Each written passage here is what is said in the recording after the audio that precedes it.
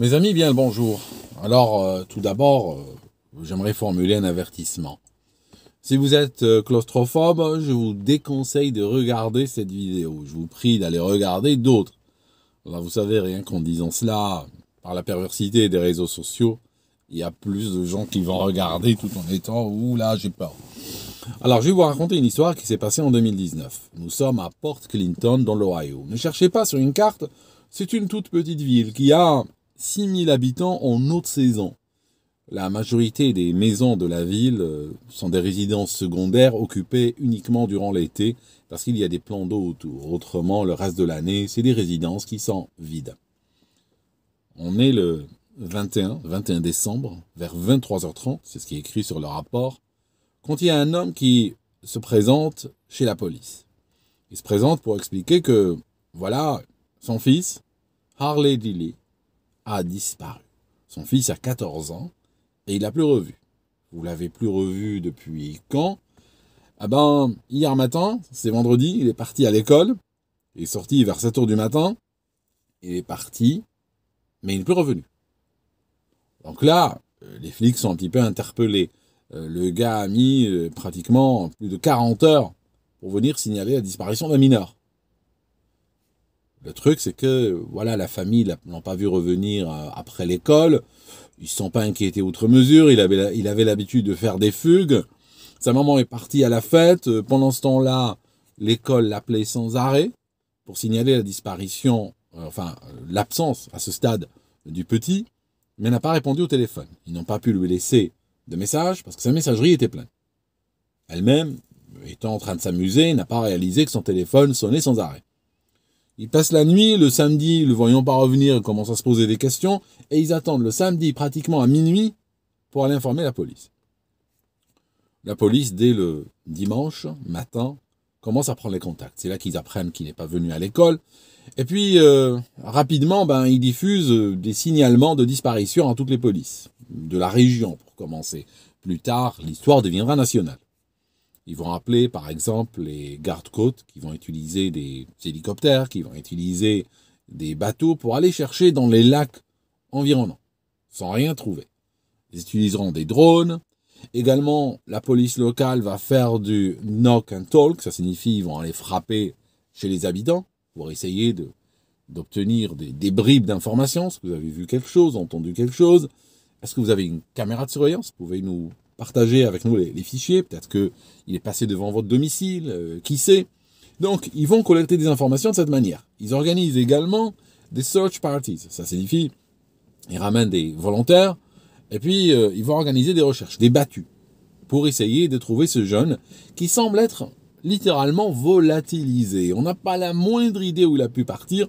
On a juste une image, on pense que c'est lui, c'est une image de très mauvaise qualité, prise le vendredi au matin, vers un peu plus tard que 6h du matin, où on le voit passer en direction opposée à l'école. C'est la dernière image qu'on a de lui. Il y a plus d'autres images où on le voit dans toute la ville. Alors, on fait des appels à la télévision, des journalistes locaux arrivent, et par la suite, je disais, des journalistes nationaux vont arriver, et les parents sont là, ils pleurent et tout, essayent de dire, reviens, t'inquiète pas, t'as aucun problème, on va pas te punir, ni rien, mais aucun signalement ne leur parvient. La police, devant l'absence de toute preuve tangible, commence à chercher dans les réseaux sociaux, commence à observer Facebook par exemple. Et là, chaque fois qu'il y en a un qui poste quelque chose, ils vont aller le voir. Des fois, il y a des parents qui postent des avis de recherche, et puis dessous, il y a des gens qui disent des choses, ou qui laissent entendre des choses, et les flics vont systématiquement frapper.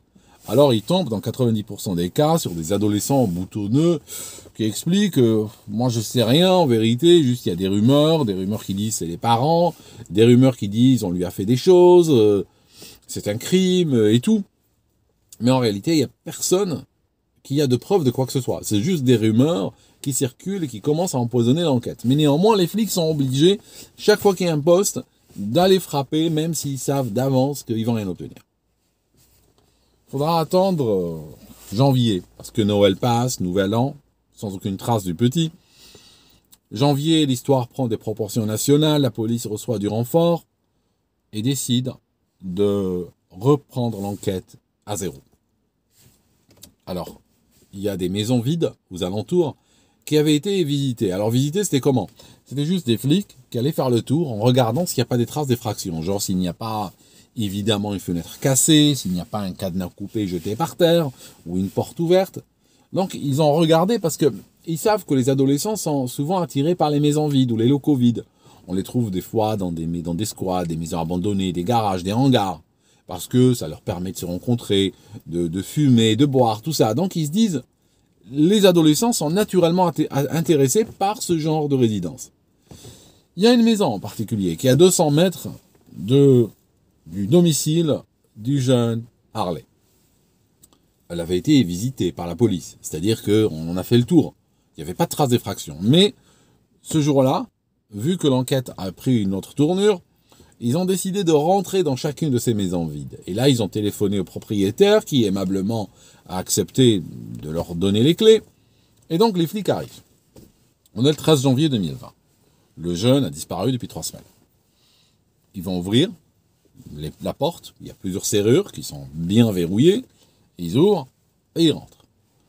Au rez-de-chaussée, ils visitent les pièces. Il n'y a rien de spécial. Il n'y a pas de traces d'occupation illégale. Il n'y a pas de meubles retournés. Rien du tout. Ils décident de monter au premier étage. Ici, pareil. C'est une maison, comme l'a dit le propriétaire, qui a été achetée il y a quelques années. Il devait faire des travaux, mais il n'a jamais eu le temps de les faire, donc elle était restée vide. Quand il monte au dernier étage, là, il trouve quelque chose d'étrange. Le jeune avait disparu avec une veste bouffante. Rappelez-vous, nous sommes en hiver. Une veste bouffante de couleur brique. Rouge brique. Elle est là par terre. Les flics la regardent. Elle est un peu poussiéreuse, mais elle est là. Ils se disent, mais c'est pas possible. C'est vraiment la veste du gamin. Ils la prennent et ils l'accrochent à une porte. Ils regardent encore. Ils trouvent un pull noir. Effectivement, les parents ont dit que le jour de sa disparition, il portait un pull noir d'une équipe de sport et par-dessus, il portait cette veste rouge. Donc, le pull noir est également là aussi. Mais, c'est venu comment? La maison était fermée.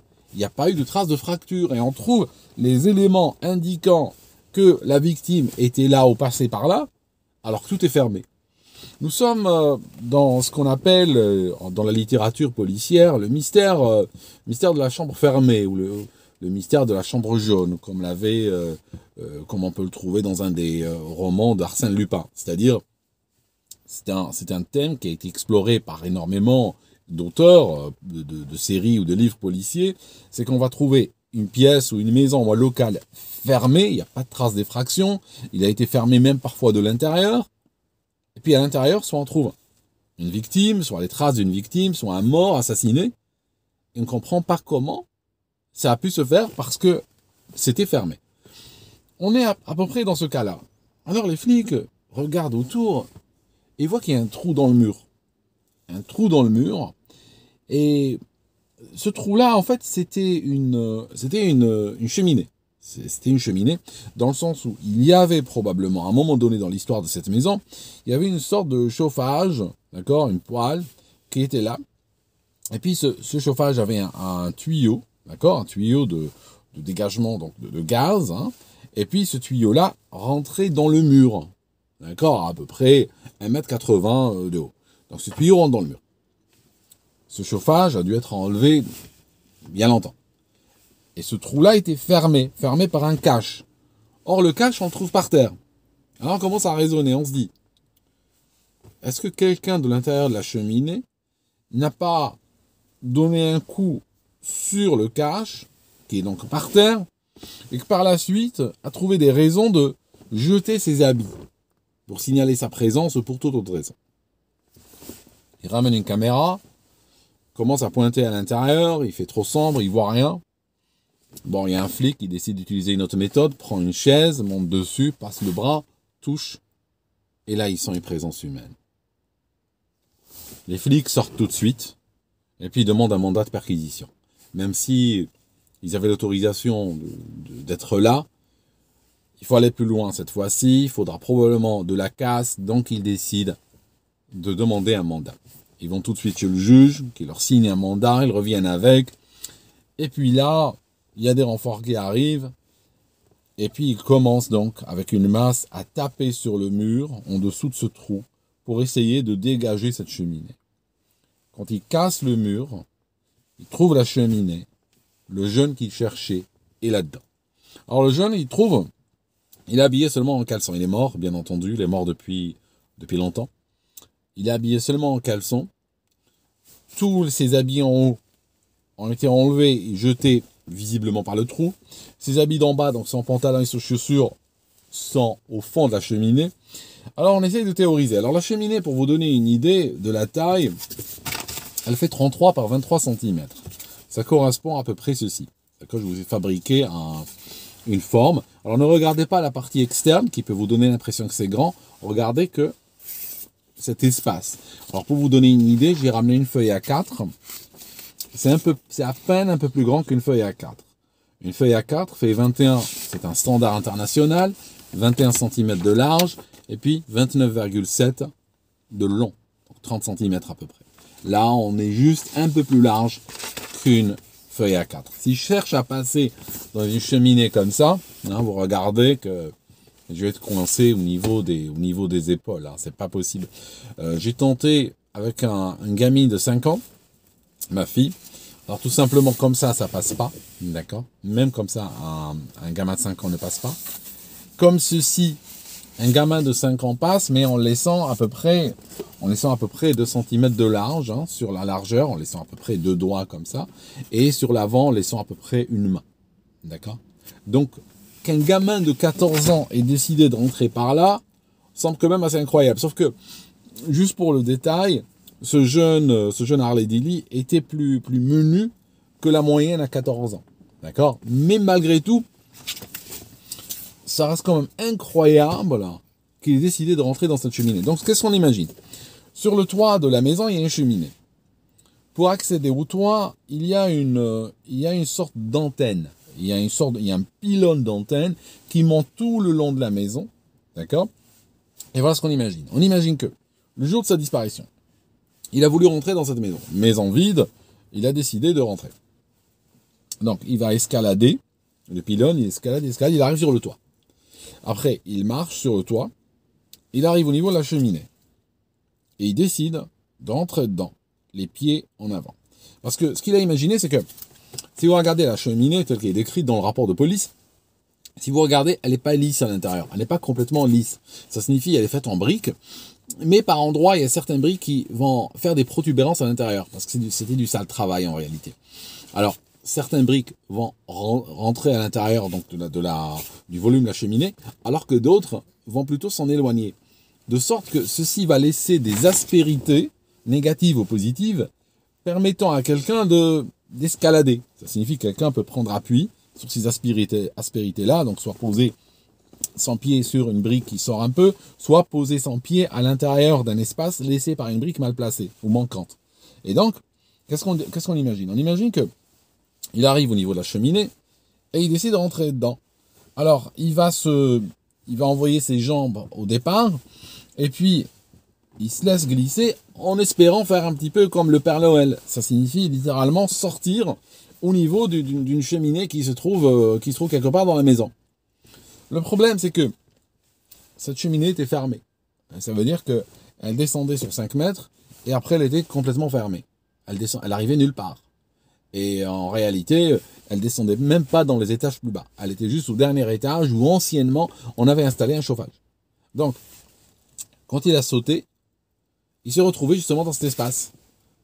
Il ne pouvait pas bouger. Et donc, qu'est-ce qu'il a fait? Il a vu qu'il y avait ce cache, il a tapé dessus. Donc, le cache s'est enlevé. Et puis, le problème, c'est qu'il lui manquait d'espace. Alors, qu'est-ce qu'il a fait? Il a décidé d'enlever ses habits pour gagner un peu d'espace, pour gagner quelques millimètres ou quelques centimètres. Et donc, l'histoire, il y a plein d'éléments qui ne collent pas, pour être honnête avec vous. Il y a plein d'éléments qui n'ont pas de sens. La police a très rapidement dit c'était un accident. Il est mort par accident, il est tombé là-dedans. L'autopsie qui a été faite le lendemain, le 14 janvier 2020 au matin, a révélé qu'il est mort par asphyxie compressive. Asphyxie compressive, c'est quoi? C'est si quelque chose comprime la cage thoracique, d'accord, il y a une force qui comprime la cage thoracique. Donc là, je peux respirer, mais si je fais des petites respirations, je vais tenir le coup pendant quelques minutes, mais au bout d'un moment, cette compression-là va devenir, parce qu'on a un déficit respiratoire, et cette compression-là, qui va empêcher la cage thoracique de bouger, va à terme finir par perturber la respiration à tel point qu'on est en train de parler d'asphyxie. Donc il aurait enlevé sa veste et son pull pour gagner de l'espace, malgré le froid. Alors, comment on l'a trouvé? Il avait sa main droite qui était comme ceci. Il avait donc les coudes au niveau de la tête. Donc les coudes au niveau de la tête, avec la main droite qui était au niveau du dos et la main gauche au niveau de la poitrine. Donc on l'a trouvé à peu près comme ceci. D'accord? Donc la question c'est, comment il a enlevé sa veste? Parce que la veste, elle a été retrouvée, jetée, et elle a été retrouvée inversée. Hein, comme celle que je porte là, elle a été retrouvée inversée. Donc c'est pas qu'il l'a enlevé comme ça, non, il l'a enlevé comme on enlèverait un t-shirt ou un pull. Donc il l'a inversé. Donc si j'essaye, là le problème c'est que si j'essaye d'enlever ma veste, j'ai du mal. Si je suis dans un espace complètement fermé, complètement exigu, j'aurais du mal à enlever ma veste. Ça veut dire que il faut passer les mains à ce niveau-là. Or il n'avait pas d'espace pour passer les mains.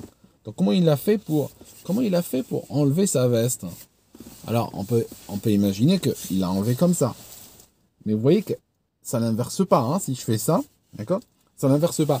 L'erreur qu'a faite la police, et c'est pour ça que cette enquête manque un petit peu de rigueur, c'est qu'ils auraient dû au moins faire l'effort de fabriquer une cheminée en carton, ayant la même taille, ou bien emmener un gamin du même gabarit dans cette cheminée-là qu'ils avaient cassée, et essayer de faire ce qu'on appelle les reconstitutions. Ça signifie essayer de reconstituer les gestes et voir s'ils sont physiquement possibles ou impossibles. D'accord? Donc, ça n'a pas été fait. De sorte, ça laisse quand même, les gens sur leur faim. Il y a plein de gens qui ne croient pas à la thèse de l'accident dans cette histoire. D'autant plus que l'enfant avait énormément de problèmes avec ses parents. C'est arrivé déjà dans le passé qu'on l'enferme dehors. D'accord? Donc on l'a enfermé dehors à de nombreuses reprises. Donc là, on l'a enfermé dehors. Il a décidé de trouver un endroit. Parti dans la cheminée, tombé dedans.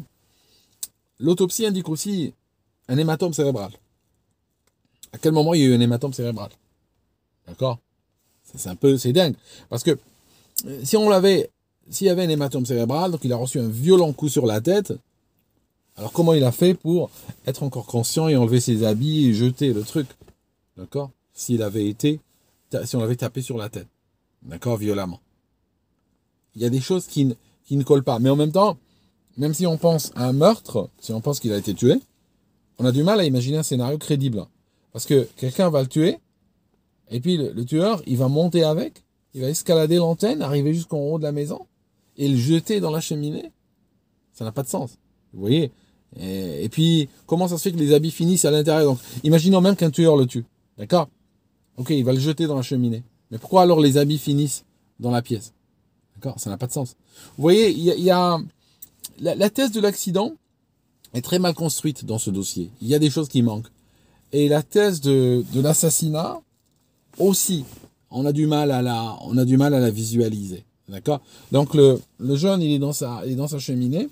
Alors on imagine que il faut qu'il passe ses mains tout en bas au niveau de sa taille pour qu'il enlève sa veste comme ceci. D'accord? Vous voyez le truc? J'ai du mal à l'enlever. Donc il fait ça. Réussit à la faire passer. D'accord? Et là, j'ai la veste. Et là, j'ai effectivement la veste. Il faut que je fasse gaffe à mes gestes. Pas de gestes amples. Je fais d'espace.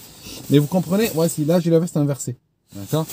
Et il la jette. Mais il aurait fallu, peut-être que, ah oui, je vois, peut-être qu'en faisant ça, bon, je vais pas faire un striptease sur YouTube, mais je crois que quelque chose comme ça, vous voyez ce que je veux dire? Avec les mains, maintenant que je suis en train de le reconstituer, avec les mains, et il tire. Il n'y a pas besoin d'aller jusqu'à la taille. Ah ouais, il n'y a pas besoin d'aller jusqu'à la taille, mes amis. Il n'y a pas besoin d'aller jusqu'à la taille. Vous voyez ce que je veux dire? En fait, je crois qu'il est possible de le faire sans avoir besoin d'aller jusqu'à la taille. Ça signifie qu'il suffit juste de choper l'objet, n'est-ce pas? De choper l'objet. Alors, il faut savoir qu'il a enlevé aussi son pantalon. Et ses chaussures. Alors le pantalon, c'est assez facile. Le pantalon, c'est peut-être plus facile parce qu'il suffit avec les pieds. Et encore, hein, c'est du travail. Hein. Mais bon, il avait du temps quand même. Hein. C'était pas. Mais bon, il a été. On ne sait pas vraiment quand est-ce qu'il est mort. Hein. On considère. Le rapport d'autopsie dit qu'il a été asphyxié, que ça a duré quelques minutes. On a du mal à imaginer quelques minutes. Je pense que quelques heures serait peut-être plus logique. Jours, ça serait un peu excessif. D'accord ? Mais je disais que par rapport à la veste que j'ai enlevée, on peut, si on est enfermé dans une cheminée, je réalise qu'on peut faire ça. Vous voyez ce que je veux dire, ce que je voulais vous dire. Vous voyez qu'on peut faire ça. On la faire comme ça. Et puis, à l'inverse. Voilà. Vous voyez ce que je veux dire ? Voilà, c'est pour ça que les reconstitutions sont importantes. Parce que quand on reconstitue les choses et les gestes et les objets, les dimensions et tout ça, on arrive à mieux visualiser les choses. La mort du jeune Harley Dilly a été classée comme accident. Il n'y a personne qui a été poursuivi. Les parents ont été considérés comme complètement innocents, qui n'ont rien à faire avec sa mort. Et puis, le voisin propriétaire de la maison, par respect pour les parents et pour le choc qu'ils ont eu, a par la suite démoli la cheminée où ce jeune est mort. Il l'a enlevé complètement. Merci d'avoir écouté cette vidéo jusqu'ici. Si vous avez une théorie, n'hésitez pas à la partager et on se voit dans une prochaine vidéo.